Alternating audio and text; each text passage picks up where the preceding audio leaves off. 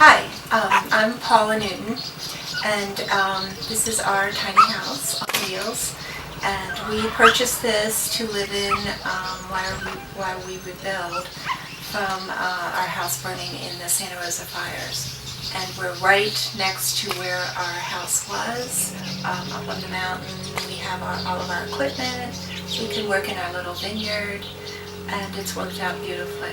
So this is our living area, which turned out to be enough for 2 people. We bought this couch and it pulls out to a bed. And this is our breakfast bar. We eat there every day. And the kitchen is plenty big enough. As you can see, there's lots of cabinets. We haven't had to give up anything by living in a tiny space. Here we have our bathroom. We love the granite. We opted for the bathtub. And then down the hall, and we have our bedroom. Queen size bed. The little windows worked out nicely because you can open those up and get a nice breeze. That's our little office space right here. We opted for the washer and dryer in the bedroom. It came with the gas heat, and it heats up so quickly.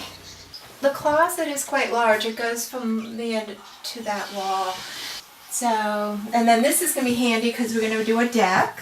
And I get to lay in bed and watch my birds. And Pumpkin likes it too. Yes, come on, up on your bed. Yeah, this is her bed.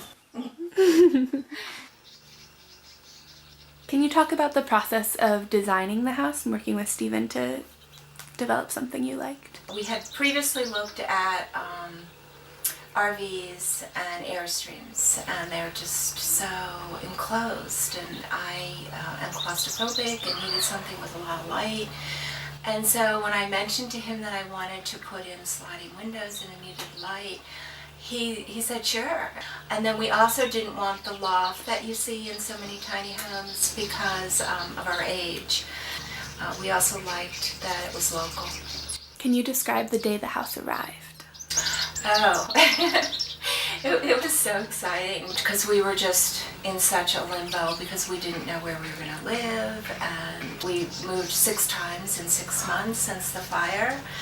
And so just to have this up here and to see it, permanently here and that we could live here was just such a relief. We had already put in a concrete pad.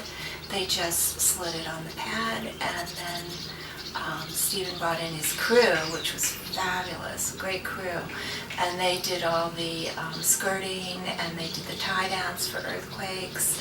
She's doing that.